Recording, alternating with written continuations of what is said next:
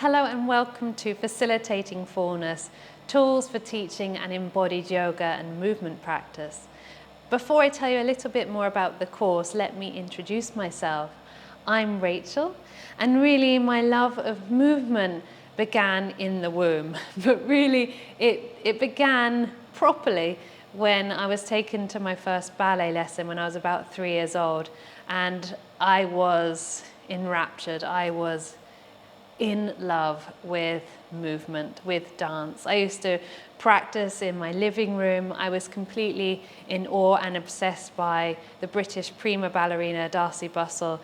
I could not get over her strength, her power, and her artistry. And I knew that this is something I needed in my life to feel well. And so I went to a dance and performing arts school. I became a performer, and then slowly, steadily, I moved from the performance side of the things into the more of the mindful, and it more being about a general sense of connection, connectivity, of feeling well, of feeling whole, fullness.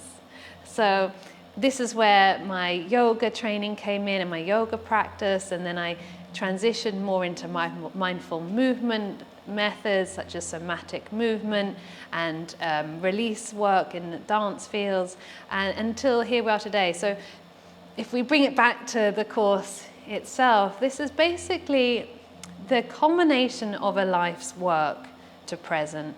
So all the teachers that have influenced me, my own practice, my intuition, my research is laid out bare in this course. And I really see this course as an evolving organism, much like us, that it will never be static.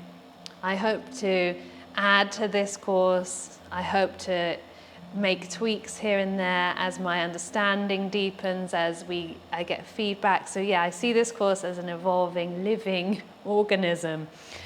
And that then leads us into this course. So I was really curious, and have been really curious, about how do I bridge the gap as an instructor, as a guide, how do I bridge the gap between teaching movement, asanas, and bridging that gap from that to something deeper, something more experiential, something more transformative.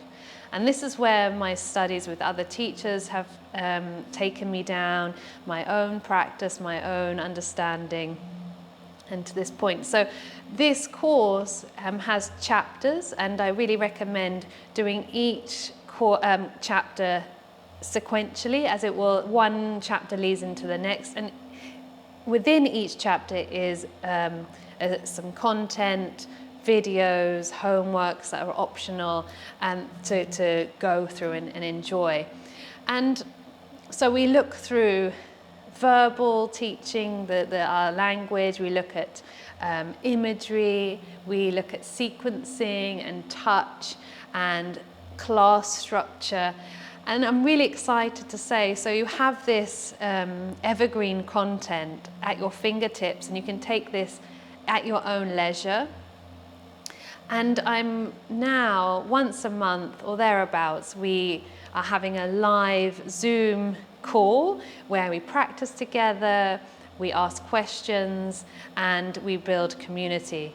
So I think talking about teaching embodiment, when we're learning about, when we're ever in this virtual space that we're in now, it is, I think, very important to have an element of contact, of face-to-face, so that we can integrate what we're learning and bounce ideas off each other. So I believe that this dissemination of knowledge from top down in yoga is starting to be dismantled, and this more circular sharing of ideas is, for me, how I wish for this, how I wish for this industry, dare I say, to progress. And this is my aim in this body of work, is that, yes, I am the voice, I have the idea, I'm putting it out there for you, but you do with it what you will. You take what serves, you leave the rest, you come back to it when it makes sense, and you make it your own.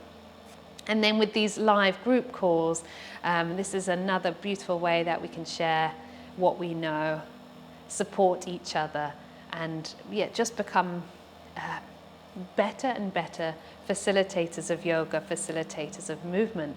And fullness is a word that I think describes that sense of embodiment, of feeling well, of feeling whole, of feeling connected.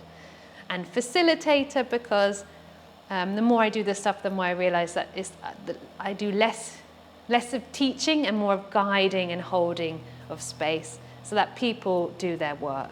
I'm not in charge of that. So that's the name. Okay, so please do the course in order. It will make more sense.